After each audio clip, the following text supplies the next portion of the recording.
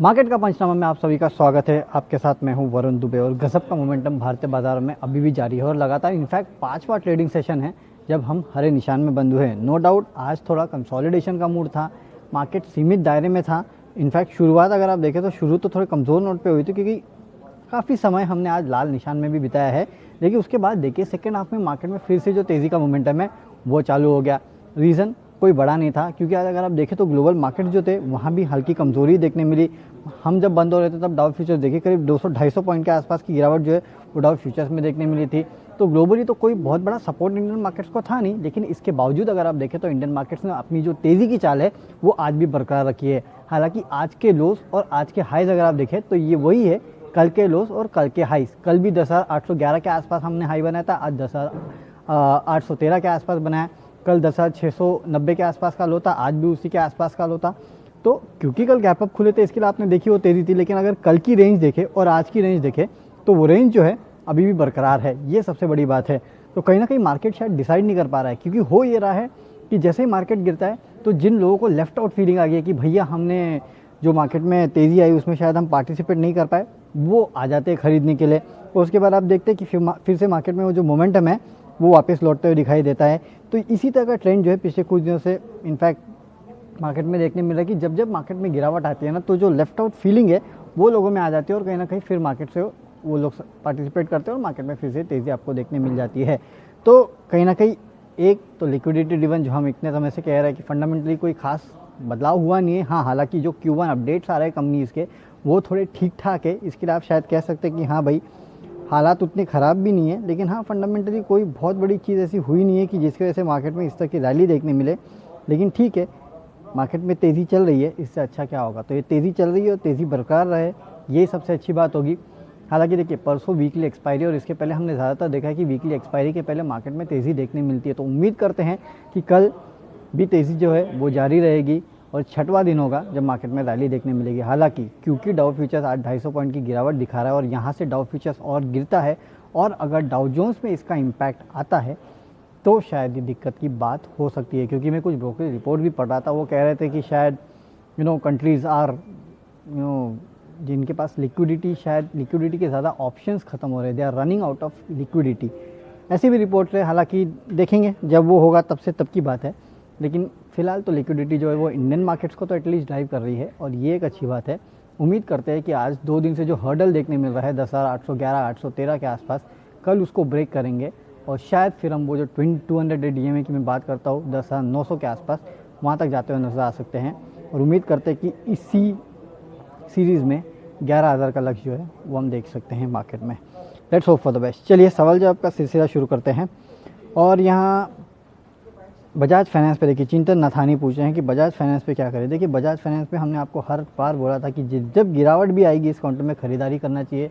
1900-2000 के लेवल पे भी मैंने आपको बोला था कि इस काउंटर में खरीदारी कीजिए। हालांकि तब मैं आपसे बताता कि 25 से 40% के आसपास का पैसा लगाइए। 2300-2400 के आसपास आया तब मैंने आपसे कहा कि 60% के आसपास का पैसा लगाइए अपना। अब देखिए 3300 के आसपास ये ट्रेड कर रहा है। लॉन्ग टर्म इन्वेस्टर्स के लिए मेरा हमेशा से इस कंपनी में टारगेट जो है 5,000 रुपये का रहा है। अभी भी मैं कह रहा हूँ कि 5,000 रुपये के आसपास ये काउंटर जा सकता है। हाँ, उसको थोड़ा टाइम लगेगा लेकिन जाएगा ज़रूर। इमीडिएटली अगर आप देखें तो 3,500 के आसपास जो है इस काउंटर का जो 200 DMA है वो है, तो शायद उधर आके थोड़ा ये काउंटर अटक सकता है। लेकिन जो इस कंपनी ने Q1 के अपडेट दिए हैं ना, देखिए सबसे इंपॉर्टेंट तो चलिए लोन्स तो नेट लोन्स तो गिरने थे, वो तो सबको पता है कि इस माहौल में कोई लोन लेने तो जाएगा नहीं और वो स्वाभाविक सी बात थी कि लोन ग्रोथ तो होनी नहीं थी। लेकिन जो मोनेटोरियम बुक है वो कम हुई है और वो एक बहुत अच्छा साइन है। जो अप्रैल के एंड में 25-27% के आसपास थी वो मोनेटोरियम बुक अब कम होकर करीब 15-16% के आसपास आ गई है। तो ये कहीं ना कहीं एक साइन दे रहा है कि हाँ लोग पैसा वापस देने को आ रहे हैं।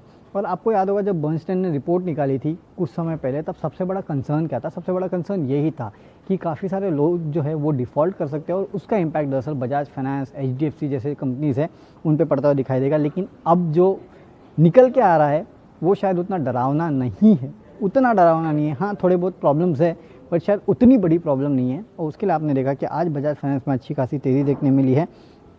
3,500 यानी कि ऊपर 150 रुपये और ये कंपनी अभी जा सकती है। लेकिन देन उसके बाद रुकना, शायद थोड़ा नीचे आएगा तो ख़रीदना है। 5,000 के लेवल्स के लिए फ़िलहाल ख़रीदना है, उसके बाद देखते हैं क्या होता है ना।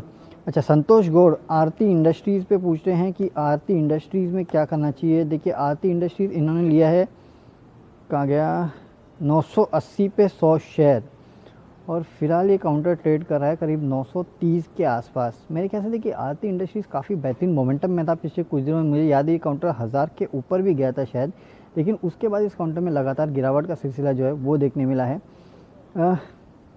काउंटर अच्छा है, हालांकि 930 के आसपास ये काउंटर फिलहाल ट्रेड कर रहा है। मेरे ख्याल से आप ले सकते हैं, लेकिन शायद ये काउंटर जो है 940 950 के आसपास अटक सकता है, ऐसे चांसेस है। थोड़ा ट्रेडिंग के पर्सपेक्टिव से अभी ले लीजिए, अगर 940 को क्रॉस करता है तो शायद मेरे ख्याल से आपको फिर और 20-30 रुपये के आसपास का अपसाइड जो है इस काउंटर में देखने मिलेगा। नहीं तो अगर आप देखें तो ये काउंटर का ट्रेंड जो है पिछले कुछ दिनों से थोड़ा नीचे था, उसके बाद स्टेबलाइज हुआ, उसके बाद अब वो रेंज में चल रहा है। सबसे बड़ी बात तो वो है। तो एक बार अगर वो पहले तो 940 क्रॉस करे तो कुछ होगा, उसके बाद शायद आपको 1000 के आसपास के लेवल फिर से देखने मिल सकते हैं। लेकिन हाँ, काउंटर अच्छा है, कोई बड़ा मेजर प्रॉब्लम नहीं है। 980 पे अगर आपने लिया है तो मेरे ख्याल से आपका रेट जो है शायद थोड़ा टाइम लगे, क्योंकि ये कंसोलिडेट कर रहा है काउंटर, तो मेरे ख्याल से। लेकिन कंसोलिडेशन के बाद आपको शायद फिर से एक बार इस काउंटर में वो लेवल देखने मिलेंगे। थोड़ा वेट कीजिए, शायद आपको बेटर प्राइस मिल सकता है। श्रीकांत दास भारत डायनेमिक्स 36 पे इन्होंने लिया है। देखिए काउंटर तो आपने बहुत अच्छा चूज़ किया है, और आपने कब लिया है मुझे ये तो पता नहीं, क्योंकि अब ये काउंटर 400 के आसपास ट्रेड कर रहा है, ऐसा ही कुछ है। ओके, 420 के आसपास ये काउंटर जो है वो ट्रेड कर रहा है। देखिए लगातार तेज़ी के बाद ये काउंटर अब थोड़ा नरम हुआ है। 436 अगर आप बोलो तो मेरे ख्याल से IPO के आसपास का प्राइस है मेरे ख्याल से, जहाँ तक मुझे याद है। हालांकि 420 के आसपास ये काउंटर ट्रेड कर रहा है। देखिए ऐसी स्टोरीज़ है ना, मैंने देखा है कि ऐसी जो डेवलपिंग स्टोरीज़ होती है खासकर डिफेंस को लेके, मैंने आपसे कल भी कहा था कि अब अगर टेंशन्स डी एस्केलेट होते इंडिया चाइना के बीच में, तो हो सकता है उसके बाद आपको थोड़ा ये काउंटर जो है, जितने भी डिफेंस काउंटर है क्योंकि काफ़ी चल चुके हैं, तो हो सकता है कि ये काउंटर आपको थोड़ा कूल ऑफ होते नजर आए। तो वही कूलिंग ऑफ जो है अभी इन काउंटर्स में देखने मिल रही है। लेकिन ये डिफेंस में जो इंडिया का स्टैंड है, या फिर डिफेंस में जिस तरह के उतार चढ़ाव हो रहे हैं, ये वन डे स्टोरी नहीं है, ये स्टोरी लंबी चलने वाली है। भले वो HAL हो, भले वो भारत डायनामिक्स हो, ये स्टोरीज लंबी चलेगी। मेरे ख्याल से नो डाउट ये स्टॉक्स कूल ऑफ होंगे थोड़ा, लेकिन आपको मेरे ख्याल से इन काउंटर्स में बेचना नहीं है। कूल ऑफ होते तो भी बने रहिए, लेट्स सी। मेरे ख्याल से आपका रेट आएगा, है ना, तो वेट एंड वॉच, होल्ड की राय होगी फिलहाल, इतना जल्दी मत करना बेचने की, होल्ड कीजिएगा, देखते क्या होता है आगे। ओके, वेदांता पे सवाल आ रहा है, सौरभ सेठी पूछे वेदांता 200 शेयर 210 पे। देखिए सर जी, अब ये काउंटर तो 100 के आसपास ही स्टेबलाइज हो गया मेरे ख्याल से, उसके आगे बढ़ने का नाम नहीं ले रहा। 100-110 के आसपास। अब देखिए ये वो डीलिस्टिंग स्टोरी है ना, शेयर होल्डर्स का अप्रूवल मिल गया है, अब फाइनली इनको डीलिस्टिंग करनी है। मेरे ख्याल से बुक बिल्डिंग के थ्रू कर रहे हैं, रिवर्स बुक बिल्डिंग के थ्रू, तो ऐसे में आपको टेंडर करना होगा शेयर, है ना। और लोग मान के चल रहे कि शायद मेजॉरिटी लोग जो टेंडर करेंगे वो 130 से 140 के भाव के बीच में टेंडर करने वाले हैं। यही रेट एक्चुअल रेट निकल के आ रहा है, क्योंकि उसके पहले लोग बोल रहे थे कि 200-250 के आसपास इस कंपनी की डीलिस्टिंग होनी चाहिए, लेकिन कुछ इन्होंने इम्पेयरमेंट लॉस भी लिए, तो काफ़ी कुछ था इस कंपनी के लिए, जिसके वजह से इस कंपनी में शायद उतना अब वो लेवल देखने नहीं मिलेगा आपको 210 के आसपास या 180-190 के आसपास के डीलिस्टिंग का। डीलिस्टिंग हुई तो शायद 130-140 के भाव के आसपास हो सकती है, तो वो लेवल पे मेरे ख्याल से आप जो है टेंडर कर देना और निकल जाना। 210 का भाव आना शायद अब थोड़ा मुश्किल है, इसके लिए कह रहा हूँ कि फ़िलहाल इस काउंटर से टेंडर कीजिए और निकल जाइए। प्रशांत पोखरियाल पोखरियाल ITI पे पूछिए कि शॉर्ट टर्म का व्यू क्या है। देखिए ITI आपको अब शॉर्ट टर्म के लिए नहीं लेना चाहिए। आपने आज अगर आवाज़ पे ITI के मैनेजमेंट का इंटरव्यू सुना होगा, तो ये मैनेजमेंट साफ कहता हुआ दिखाई दिया कि काफ़ी सारे टाइप से कर रहे हैं, और अगले 3 महीने से 1 साल के बीच में आपको ऐसे काफ़ी सारे डेवलपमेंट सुनने मिलेगी, काफ़ी सारे क्षेत्र में, भले वो टेलीकॉम हो, डिफेंस हो, जहाँ पे ये कंपनी काफ़ी सारे टाइप्स करेगी और काफ़ी सारा काम जो है करने वाली है। टेक महिंद्रा के साथ भी इस कंपनी ने टाइप किया है 4G के लिए। BSNL का जो है उसमें 60% ऑर्डर 9,000 करोड़ में से ये बोल रहे हैं कि हमको मिलते हुए दिखाई देंगे।